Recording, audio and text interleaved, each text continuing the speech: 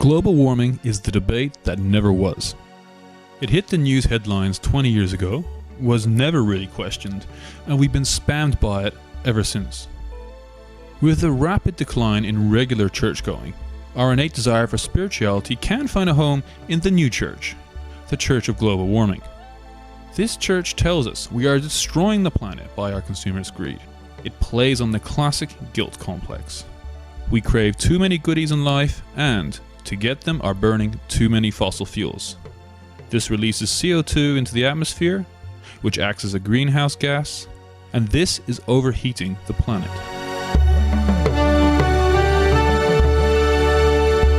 Stop consuming, save the planet.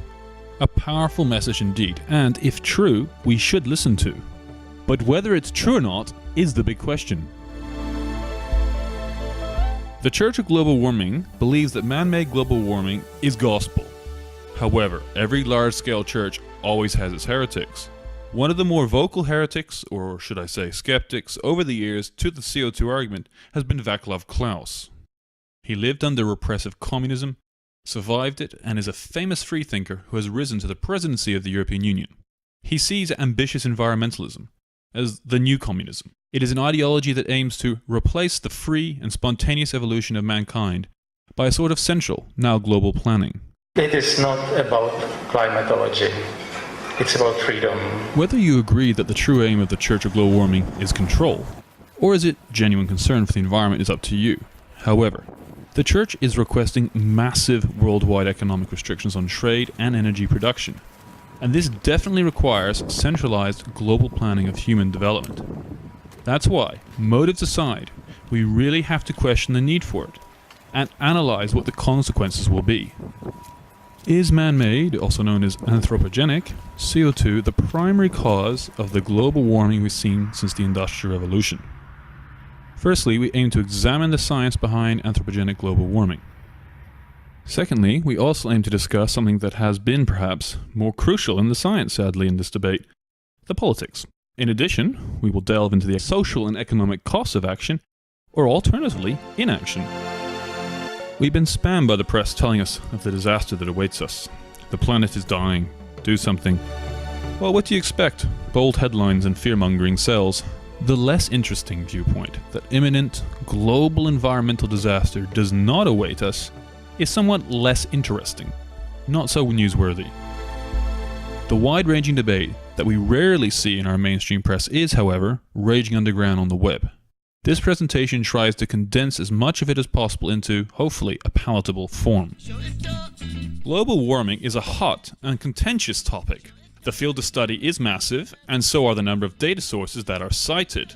One could argue, till the cows come home, the relative reliability of each. Thus, where possible, we use the least controversial, most universally acceptable form. For instance, when given the choice between satellite and surface temperature records, we chose the latter, as it is the preferred source by those who believe in CO2-based global warming. However, with that said, the conclusions drawn from analyses of these datasets may be a tad more controversial. So, what is global warming, and why should it be linked to CO2? Good question. In this case, global warming can be defined as the unnatural warming up of the planet as a whole due to increased greenhouse gases, in particular, man-made carbon dioxide. The greenhouse effect in itself is not harmful, far from it. It makes Earth the habitable place it is, by warming it up by about 30 degrees. CO2 is one of the many greenhouse gases involved in this warming, with water being the most important. Instead of the sun's rays just hitting the Earth's surface and bouncing straight out back into space, the atmospheric gases and clouds absorb, then re-emit them back to the surface again, increasing the temperature. Without greenhouse gases, man, and life as we know it, would not exist. They in themselves are not a bad thing. So what is all the fuss about? If greenhouse gases are essential for man's survival, why does having a few more create a cause for concern? Well, Sir John Houghton, one of the most important scientists involved in discovering this threat, describes it dramatically as follows. The impacts of global warming are such that I have no hesitation describing it as a weapon of mass destruction. And we really have to take action, and we have to take it as fast as we can.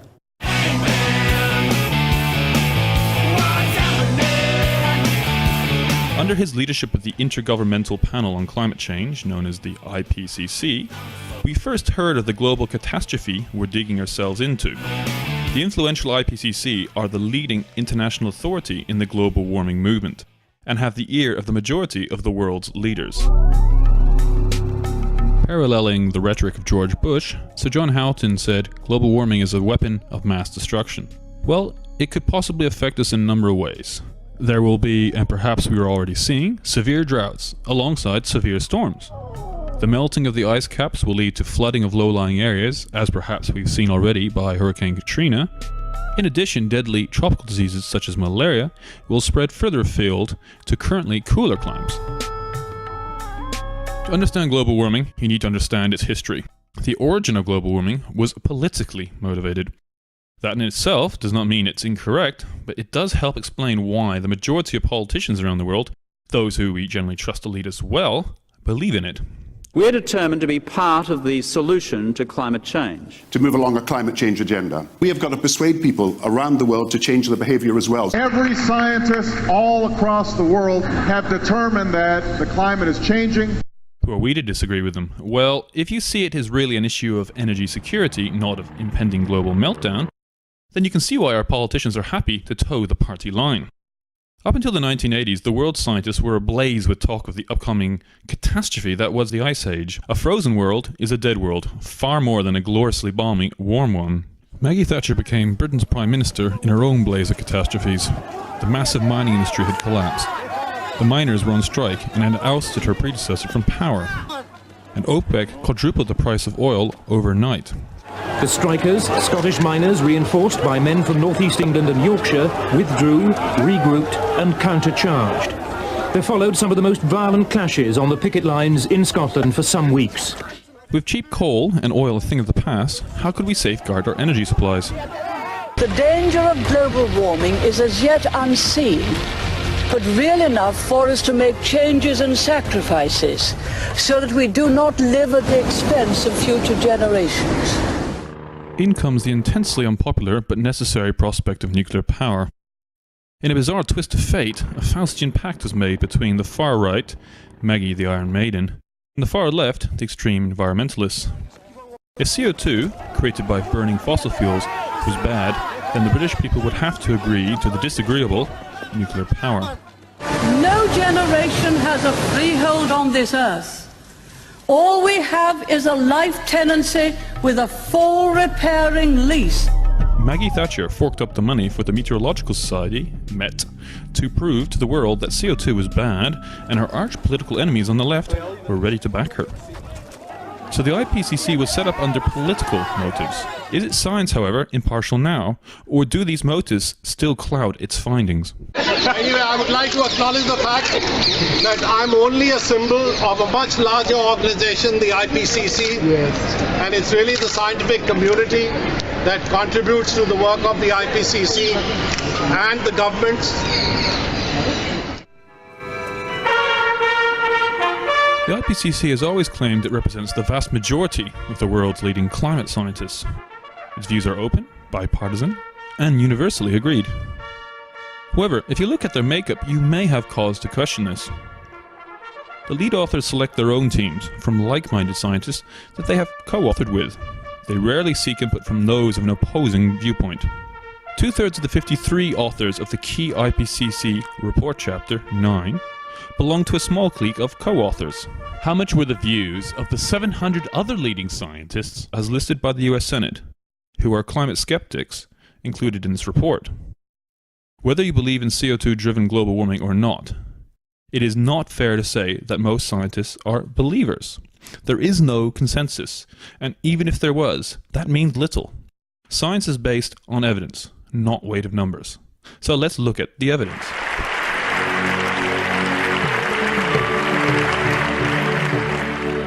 I will now examine what Sir John Houghton and the rest of the IPCC have to say for man-made global warming. I will put forward their evidence and then discuss what others have said on the matter. It's up to you to decide what you want to believe, but be mindful that in many ways, the onus is on the global warming lobby to prove to you that CO2 is the main driver. Global warming, or cooling as it may be, is a normal, natural state of affairs. It can be explained by many other well-documented forces, so to claim the latest climate changes are due to man-made CO2 is just one option, and the burden of proof is on them.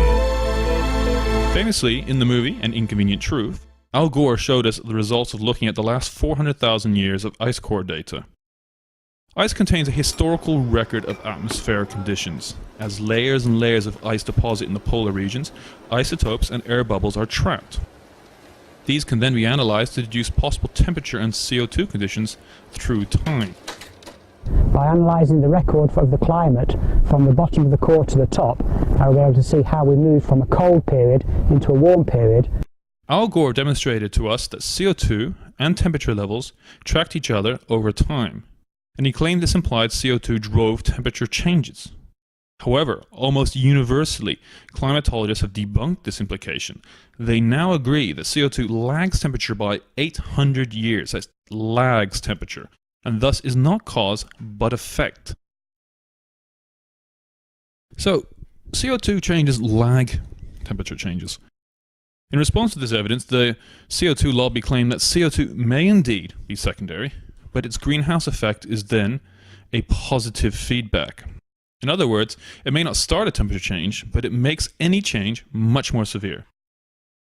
CO2 is a minor greenhouse gas. Water, in the form of vapor and cloud droplets, contributes to 90% of the greenhouse warming, not CO2.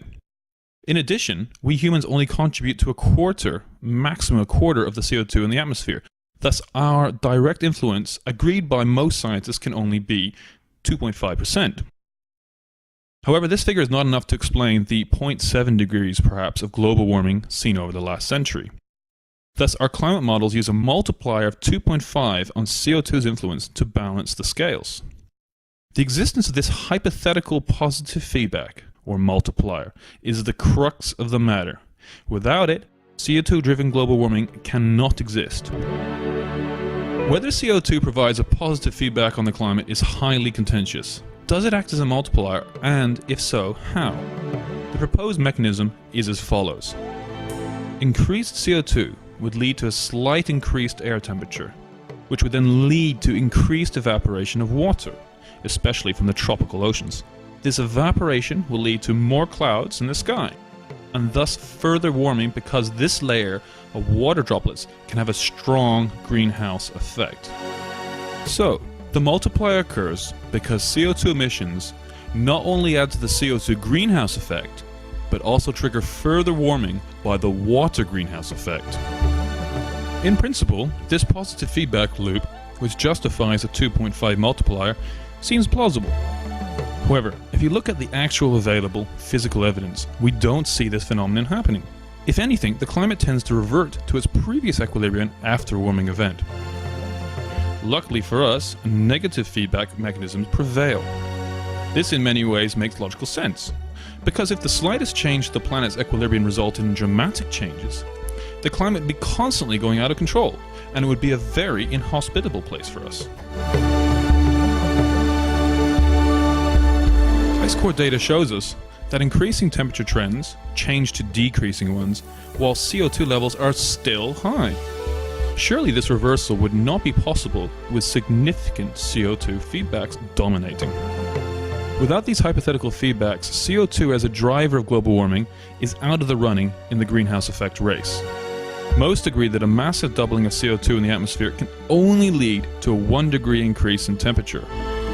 This is because CO2 is already saturated in the atmosphere and can't increase its effect much more, irrespective of how much more is added. It's maybe true that man has elevated atmospheric CO2 by as much as 25% above natural base levels. However, the actual greenhouse effect this directly produces is universally agreed as minimal. The danger to our environment comes if you believe there are secondary, positive feedback mechanisms. Can increased CO2 levels trigger a tipping point, out of control warming? Both historical records and observed physical evidence for this hypothesis is scant, and these mechanisms look unlikely. So why are we worried about catastrophic global warming? Where is the evidence? Well, the evidence is embedded in non-transparent, elusive climate models. Modern climate models are relatively complex, and their creators claim they are back-tested and cross-referenced with 30 or so other groups around the world. Agreed, they probably cross-referenced well, but that is largely meaningless. Two wrongs do not make a right, and their backtest performance quality, as we'll see, is very questionable. In addition, the climate model champions themselves, the IPCC, admit there are inherent limitations in computer models, and specifically the cloud feedback effects, which is a hugely significant component. Modelers claim that CO2 is the major forcing driver in global warming. Well, considering that this hypothesis is an input to the model, it's not surprising it comes out at the other end of the model as an output. This is not a robust way to go about modeling a system. The climate is hugely complex. We can't accurately model it currently. We can hardly predict the weather for the next week, let alone the next century. So, we currently have to take them with a large pinch of salt. The 2.5 multiplier effect of CO2 is a crucial assumption in climate models to predict catastrophic global warming. The observed evidence affirming this is currently quite unconvincing. But do they, at least as they claim, tie up with actual historical trends? In other words, do they backtest well? The sensitivity of the climate to CO2 is described by the IPCC as having two parts: the normal greenhouse effect and the slightly more controversial positive feedback effect. The former is universally acknowledged and the latter is somewhat controversial. So, looking at historical temperatures, can we observe the existence of the controversial feedback multiplier? Well, in the last 100 years, the actual global temperature increase was about 0.6-0.7 degrees. Even if you claim it is solely due to CO2, this can wholly be attributed to the normal greenhouse effect of CO2. No multiplier is required. So, at most, you could claim that global warming is due to CO2, but it is not, however, on a catastrophic trajectory. The IPCC do, however, predict a catastrophic trajectory of a temperature increase of 3.4 degrees by 2100. This requires the 2.5 multiplier. However, if you extrapolate backwards over the past 100 years, this multiplier would have required a 1.4 degree temperature increase. This didn't happen, and thus the IPCC multiplier does not backtest too well. The IPCC response to this dilemma is that they say global temperature is being masked by another byproduct of fossil fuel burning, namely sulfate aerosols. They have an overall cooling effect because they prevent incoming solar rays from reaching the Earth's surface. However, this is a very debatable effect, as sulfates are short-lived and localized. Most sulfates are released in the industrial northern hemisphere, but most global warming is also seen there. Shouldn't it be the opposite way around if this cooling effect were significant? Catastrophic global warming relies upon the hypothetical 2.5 multiplier of CO2. By looking at historical temperatures, we find that the maths doesn't add up, and thus the existence of this positive feedback is tenuous at best. Global warming theory predicts a tropical hotspot of warming 10 kilometers above the surface, the altitude of most clouds. However, the observed temperatures in the atmosphere over a 25-year period were significantly lower. Not only was there no hotspot in the skies, but also the models never predicted the last 10 years of global cooling. It's true to say that 25 years is a relatively short time when it comes to climate change, and the complex plethora of forces that drive temperature can mask each other. Maybe there is global sulfate cooling masking an overall upward temperature trend. Perhaps, but unlikely. Climate models, the main evidence for global warming, have not had much luck in predicting temperatures thus far, and must currently be approached with caution. Climate models claim CO2 is a powerful driver of temperature. What does the historical record say? As you delve further into the past, data quality deteriorates. However, the generally accepted correlation between CO2 and temperature over the past 600 million years paints an interesting picture of how our planet has a large variability in atmospheric conditions, but rarely catastrophic to life. Fossil fuel burning has perhaps led to the highest atmospheric CO2 concentration in 600,000 years, 380 parts per million. But is this abnormal? Is this a cause for concern? Probably not. For a long-term perspective, we are currently in a relative cool phase with very low CO2. However, life is used to warmer conditions with much higher CO2 levels.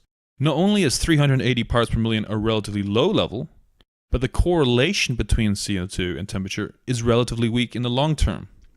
For instance, in the Ice Age 450 million years ago, CO2 was not low as expected by some, but actually 15 times higher than now. Once you put things into historical perspective, the prospective seems a lot rosier. In the third IPCC report, Michael Mann put forward the famous hockey stick graph. This graph created great ripples within the global community, was often cited and used to demonstrate that catastrophic global warming was on the horizon. He claimed that the last half-century was the warmest in 1300 years and was not within natural variation. However, his data source, tree rings of bristlecone pines, has been largely discredited since. He used comparative tree ring widths as a proxy for global temperature. Firstly, this is a single localized dataset. Secondly, and perhaps more significantly, tree rings are only very poorly correlated to temperature. More often than not, the limiting factor to plant growth is water availability, not temperature. And with the bristlecone pines, this is particularly true. The pines' evidence has been thoroughly chipped away. Does that imply that the concept of catastrophic global warming should be also? If you want to find out how temperatures varied over the past few thousand years, you need go no further than a study like Lowell's in 2007. His results have been replicated many times over, and he himself used 18 different globally distributed datasets which tightly agreed with each other. This gives us a large confidence in his findings which agree with all the anecdotal evidence we have as well. Instead of a flat line of low temperature, as proposed by Michael Mann over the past millennium, there have been significant changes. During the medieval warm period, Vikings under Eric the Red were able to colonize a green and fertile land, Greenland.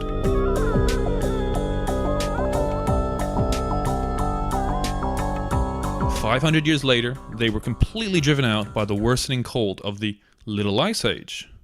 This cold spell ended in the early 1800s, so did the annual London Frost Fairs, as the world began warming, as it has ever since.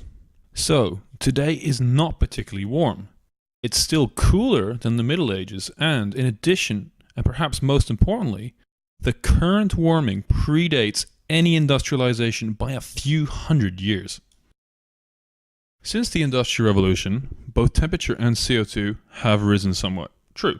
But by looking at the past 1,000 years or so, we can see that this temperature change is within natural variation and a continuance of a trend that began 200 years before man started churning out the CO2. If you look more closely at just the past 100 years, the correlation between temperature and CO2 is not as close as one may think. Much of the 0.6 degrees of warming occurred in the first half of the 20th century, but CO2 emissions were still minor then.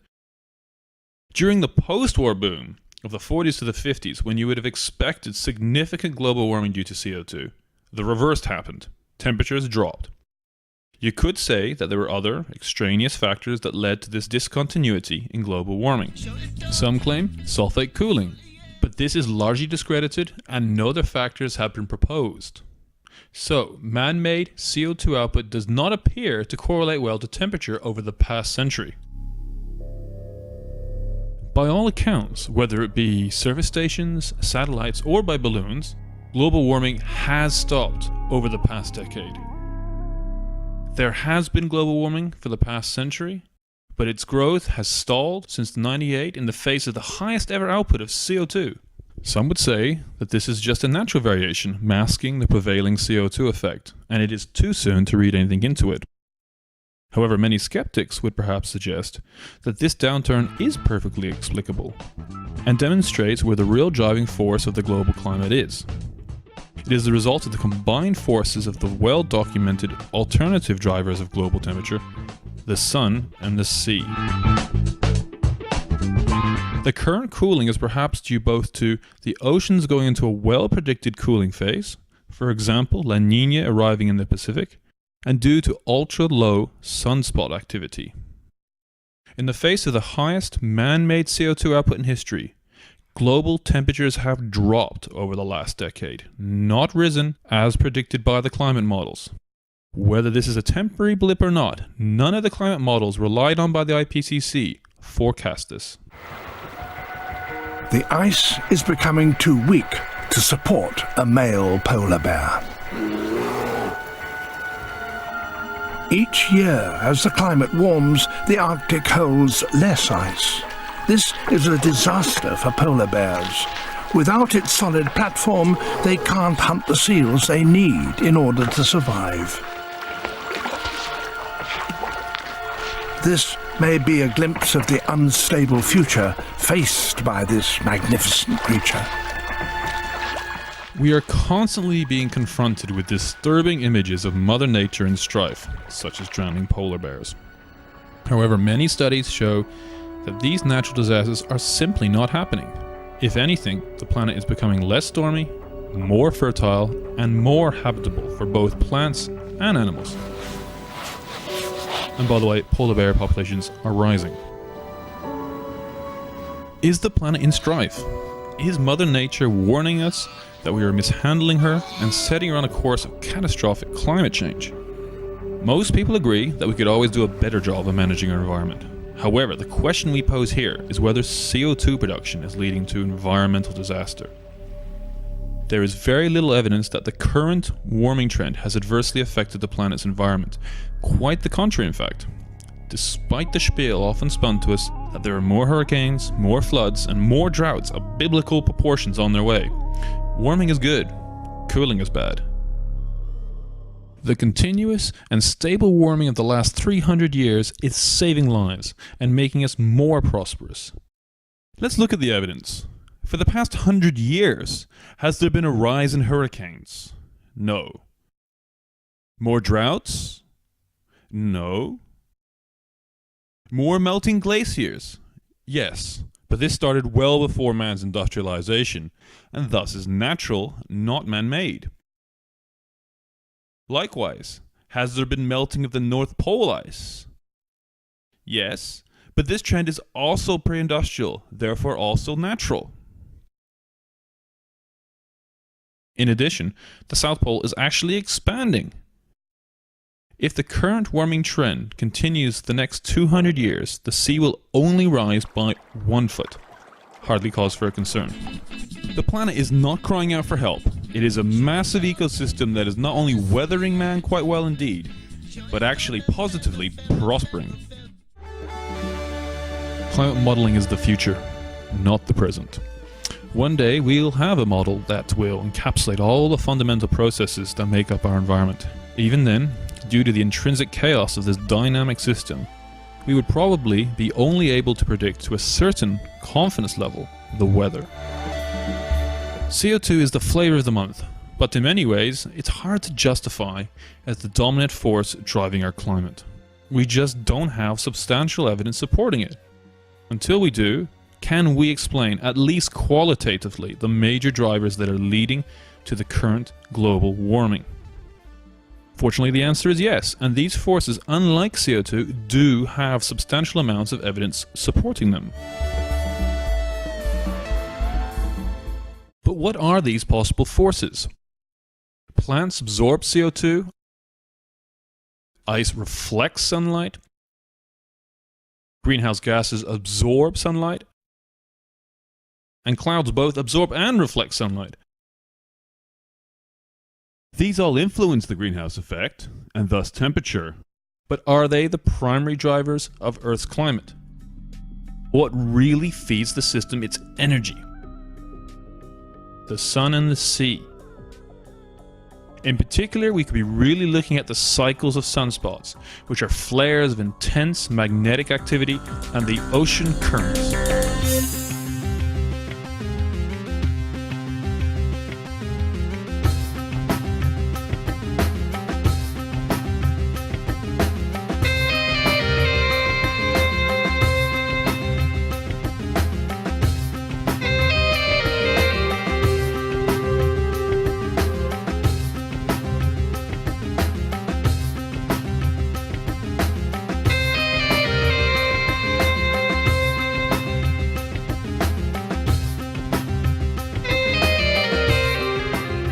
It is likely that global temperature is controlled by solar energy and then modulated by that phenomenal sump of energy that is the world's oceans.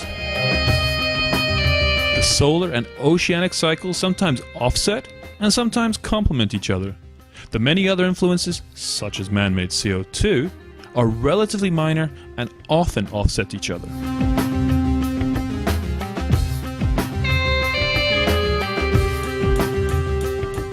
There are substantial amounts of evidence showing correlations between both sunspot activity and oceanic cycles with global temperature. However, how do these climate forcings stand up as an alternative explanation of the current global warming? In this graph, we have both sunspot activity and the Pacific Decadal Oscillation, a significant oceanic current, also known as the PDO, plotted against resultant global temperature. Is there a correlation and perhaps even causality? Over the last century, whenever both the sun is active and the PDO is in a warm phase, such as pre-World War II, then there has been significant global warming. However, at times, these forces have conflicted, such as in the post-war era of the 50s, and they can largely cancel each other out. This results in a rather stable temperature. More recently, in just the last 10 years, the sun has been fairly active, but was neutralized by the PDO turning to a cool phase. This stalled any further warming and perhaps could be seen as a slight cooling. Most importantly, whilst the sun and sea hypothesis accounts for recent temperatures accurately, the climate models did not. Thus, looking at the evidence, it's plausible that while sunspot activity is the primary driver of temperature over the last 300 years of global warming, the oceans have acted as a modulator of this overall trend, flexing it in the short term. Now, CO2 does matter. It does have a greenhouse effect, and warming from it is real. It is not totally being discounted. However, without the unsubstantiated 2.5 times multiplier, CO2-driven global warming is relatively small. The bulk of the global warming seen for the past 3 centuries can be readily explained by the sun's activity. Recent man-made CO2 is just a thin cream on the top.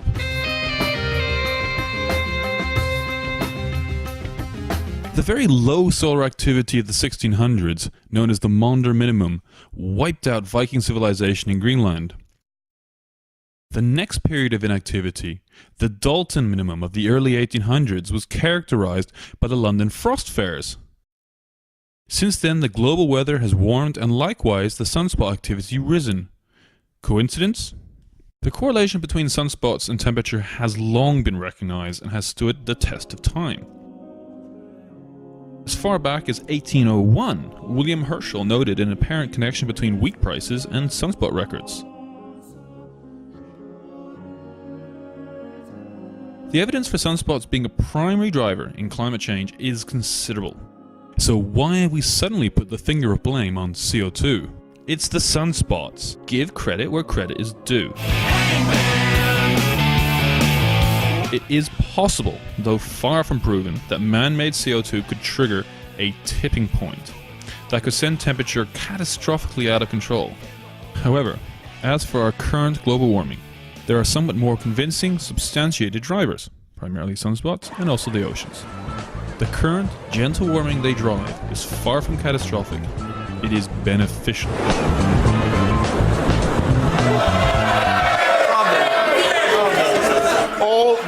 So far, we have cited where possible the least controversial, most universally acceptable datasets.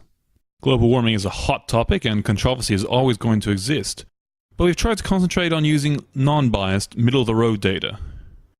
For example, we use the IPCC's version of the CO2 record, which shows the 200-year exponential rise in CO2. For the sake of argument, we have accepted this as fact. Let me explain. We have debated the issues using their data, but shedding an alternative light on the possible conclusions.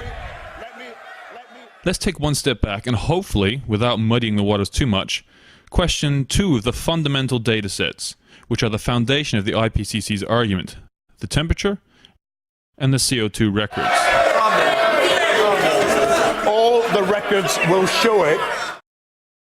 The IPCC CO2 record of the past 2 centuries is made up of 2 parts: low-quality ice core samples up until 1957, and high-quality infrared spectroscopy thereafter. Why have they used these ice core samples when at best they can give a rolling 20-year average? Well, if that's all we had to work off, then fair enough. However, that is not the case. We have at hand highly accurate data derived from chemical methods carried out by many international groups, some decorated with Nobel Prizes. Why has this massive body of top-quality work been ignored? Well, by looking at the difference in results, the answer may become apparent. Ice core data corroborates with CO2-driven global warming. We have been churning out masses of CO2 since World War II. But according to high-quality records, the CO2 in the atmosphere has actually dropped slightly.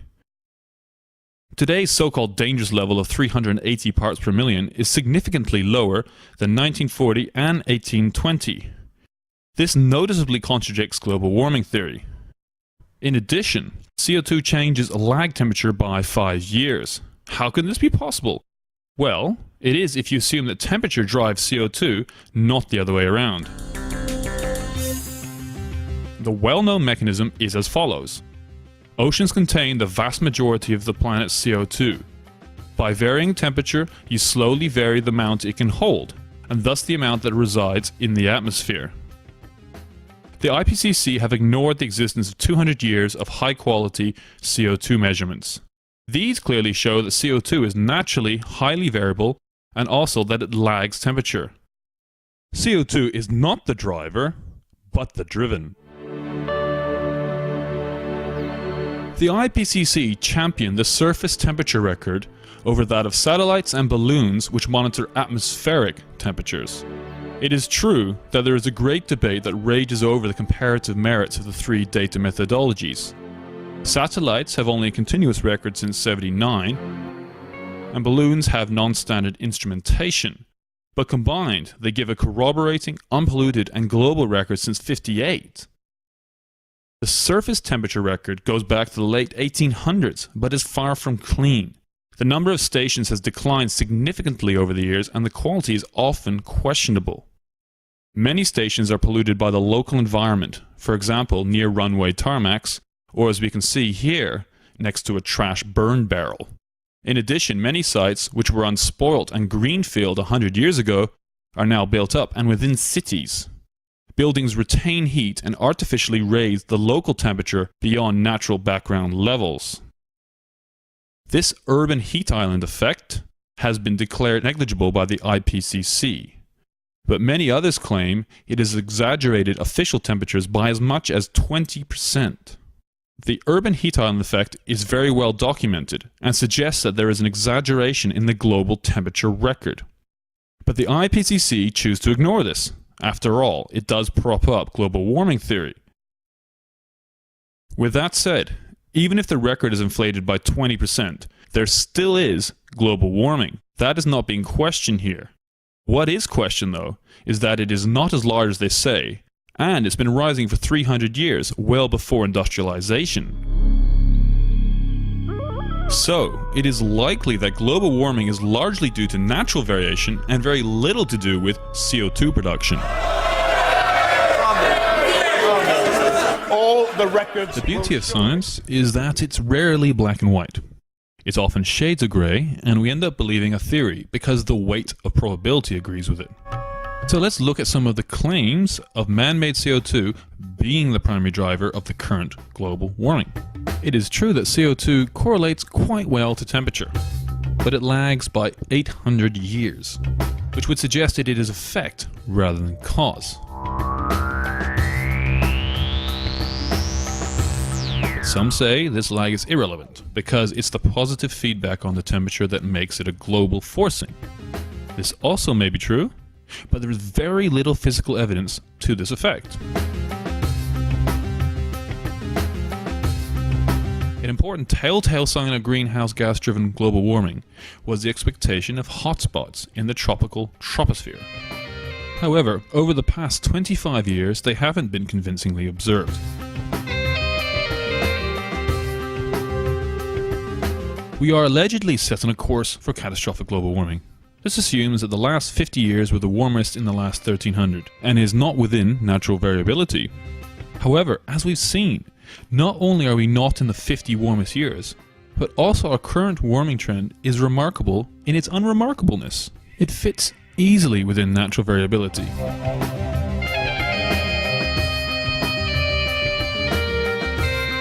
Climate models, derived from historic data and assumptions on physical behaviors, claim to predict catastrophic global warming. However, their backtesting track record is questionable. Their positive feedback mechanism requires a warming in the last century of 1.4 degrees, but only 0.6 degrees was actually observed. In addition, their predictions thus far have missed the mark. They predicted continuous global warming when the last 10 years actually cooled. Considering this, can we say CO2 is the main driver of global warming? Well, yes. Never say never, but the chances do seem a tad slim. The evidence is thin on the ground. Some organizations, such as the influential IPCC, would say that the issue is done and dusted, all over Red Rover.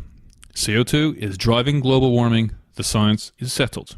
People who believe that human beings are not responsible, they would at some stage become part of history like the Flat Earth Society.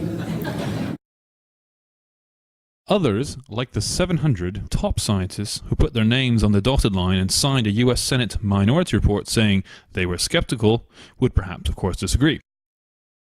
So, for argument's sake, let's assume both parties do exist, the science is thus not settled and there is no consensus. Even if all the science is phony, won't the collateral environmental benefits that emissions limiting legislation creates be an overall benefit for us anyway? So forget the science. What are the good, the bad, and the ugly ramifications of climate change for us? What are the social, political, and economic costs? Will climate change legislation make our lives better? President Obama successfully got his emissions trading scheme through the House of Representatives with the rallying cry, remember these 4 words, jobs, jobs, jobs, and jobs. That could create millions of new jobs in America, jobs that can't be shipped overseas. Previously in 2007, he did also state his other main motive will reduce our dependence on foreign oil. President Obama's second point regarding energy security, which harkens back to Maggie Thatcher's original motive when she set the wheels in motion for the inauguration of the IPCC, is very sensible. The miners resisted, and the police moved forward en masse in a maneuver well tried and tested. During the struggles which followed, one policeman was hit on the head by a stone. Energy security is very important. In addition, fossil fuels are finite. Burning them for energy instead of using them in manufacturing does seem a waste if it were avoidable. But is the net effect of climate change legislation a benefit to mankind? Is it really a great opportunity to create jobs? Well, whether you believe that CO2 is destroying our planet or not, why don't we do the sensible thing and minimize the risk? Isn't it better to be safe than sorry? True, this precautionary principle, as it is called, is often a prudent way to go about things. However, what if the cost of the precaution actually outweighs the risk? And in addition, what if this cost is not only prohibitively large, but also virtually ineffective anyway? Similarly, why would you buy a car, then pay an insurance premium on it that is greater than the car's actual worth? To top it off, this overpriced premium would only cover the replacement of a wing mirror when you accidentally total the whole car. In many ways, bizarrely, both sides of the argument admit to this. In Australia, for example, both the Conservative parties and the Greens are in an unusual agreement. Both say no to the emissions trading scheme. The Conservatives believe that the scheme will, especially amid credit crunch, cripple the economy with only very minor resultant CO2 reductions. For that very same reason, the Greens won't vote for a scheme with only very minor reductions, as they say this is not enough. G'day Australia, here's what's happening. Kevin Rudd wants us to pass a bill which sets targets way too low to stop climate change. He's locking in failure. He wants you to believe that the only choice is between his bill and no bill at all. That's bunkum. It's only the socialists in the middle who are voting for the feel-good, but rather damaging and somewhat ineffective scheme. So what are the costs of CO2 reduction? The important campaign slogan for President Obama to pass the US emissions scheme is green jobs. This scheme will come in the popular cap and trade guise. This means cap overall CO2 emissions, then trade excess quotas to the highest bidder. Thus, the inefficient companies essentially subsidize the efficient. This may sound all well and good in theory, but what are the emissions schemes? They're taxes, plain and simple. We're not talking about a small, marginal tax. The US, among other developed countries, is proposing the largest tax in its history, greater than that to fund World War II. That's $300 billion US a year. President Obama has been trying to promote the green jobs benefit and downplaying the associated cost. As he says himself, under my plan of a cap and trade system, electricity rates would necessarily skyrocket. We in the West can hardly afford this. However, in the developing countries, this is simply out of the question. Without cheap energy, they can't fight their way out of poverty. The EU have had an emissions scheme running since 2005, and it has had its fair share of criticism. Studies say for that every green job created in Spain, for example, 2.2 are lost, and each of these jobs costed 1 million to create. Because in Spain what the politicians have done is to create a renewable bubble, and every year in order to maintain the bubble there they have to put more and more millions or more billions into the bubble. Jobs created out of taxes are generally jobs not worth having. They are inefficient and often unnecessary.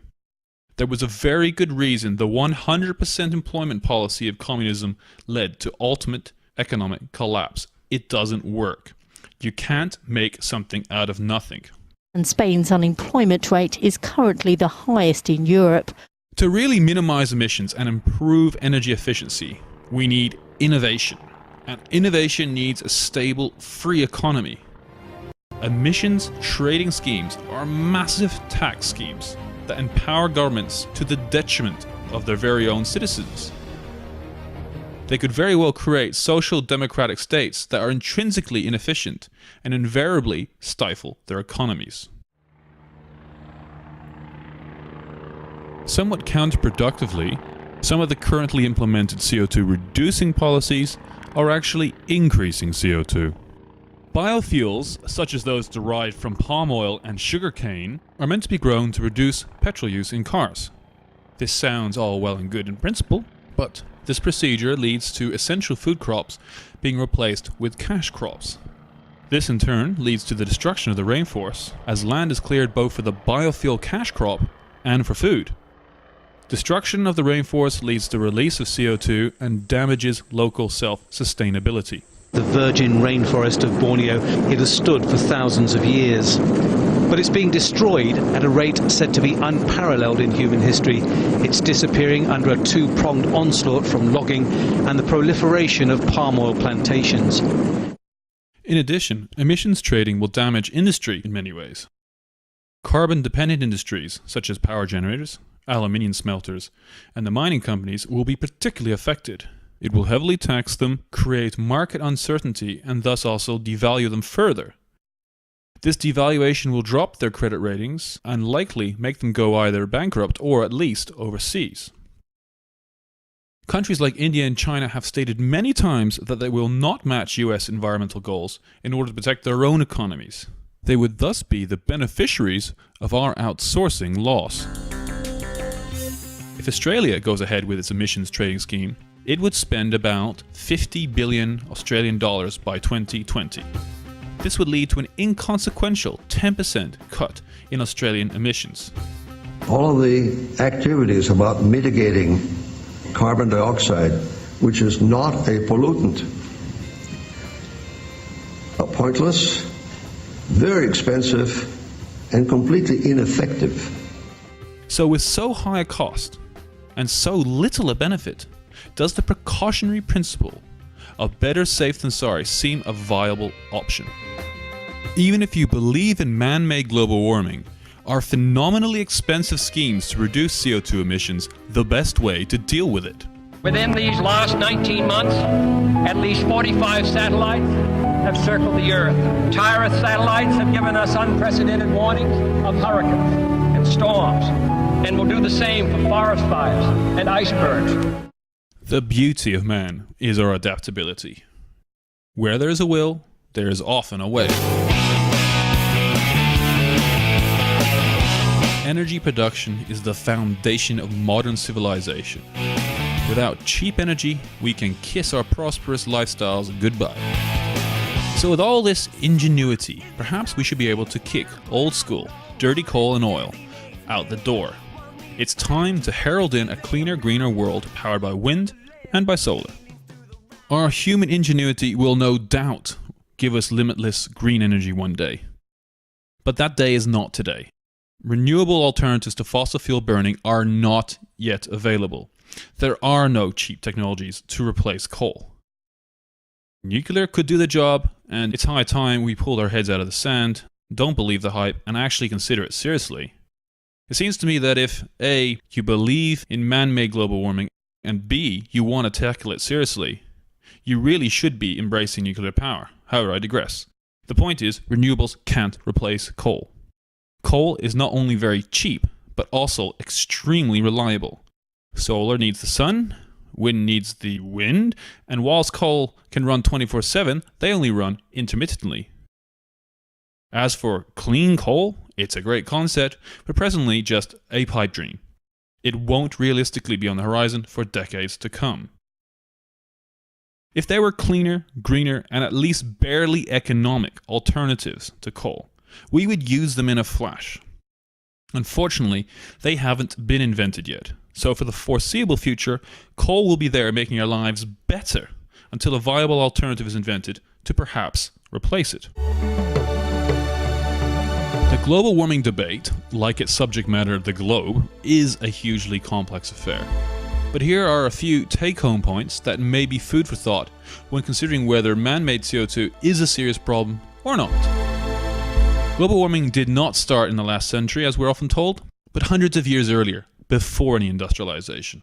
CO2 is thus very unlikely the driver of warming. The obvious cause of this warming is also the probable one. It's the sun, with the added effect of the oceans, not CO2. Warming is good, by the way, not bad as the press may lead you to believe. Warming feeds the planet and aids biodiversity. Science revolves around hypotheses and supporting evidence. When it comes to CO2, there is very little of that. 50 billion American dollars have been spent since the 90s looking for CO2 warming, without hardly any success. The argument for it largely centers on non-transparent, rarely published climate models. These models have neither backtested to historical data very well, nor predicted the last 10 years of cooling. They blame CO2, but can we really trust them? They will, no doubt, improve in time, but currently they must be taken with a large pinch of salt. It is often better to be safe than sorry. So why don't we take precautions against the chance that CO2 is the problem? However, the costs are so great that it will kill the world's poor and cripple the Western economies with very little temperature reduction.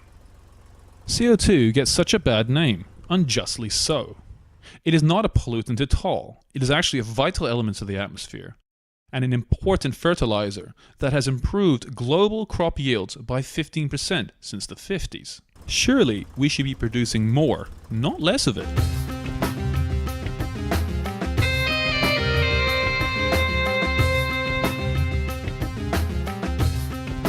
The Church of global warming is about faith, not debate. Unquestioning faith in man-made, CO2-driven global warming. Well, it should not be a matter of faith, but of open debate. Currently, the debate is slowly rising to the fore, which is certainly a good thing, as the social and economic impact of global warming prevention is massive. Naturally, many people are now ambivalent towards the global warming debate, a natural and reasonable apathy that comes from media overexposure. However, if pressed, many people would show concern for the topic. Is the planet dying? Can I do something about it? The fact that we are in a global credit crunch and people's livelihoods are being pulled out from under them as we speak has really taken the focus away from global warming. This is a long-term, somewhat intangible concept, thus not as immediately important to us. However, our politicians are still set on a course to further cripple our economies with anti-global warming emissions trading schemes. Electricity rates would necessarily skyrocket. Is this wise in a climate of economic recession? Well, if we are destroying our planet, probably yes, as this takes precedence over our current economic crisis. But if CO2 isn't a problem, which is the far more likely situation, stop now. Spend our money on improving lives, not harming them. There is no catastrophic global warming on the foreseeable horizon. Invest in green technologies? Absolutely. Reduce our reliance on fossil fuels? Definitely. But don't cripple the world's economy with massive carbon taxes based on unsubstantiated science. Promote free trade and thus aid universal economic growth. This development is the real way we can not only improve all our lives, but also, somewhat ironically, ultimately obtain our common goal of minimizing our impact on the planet.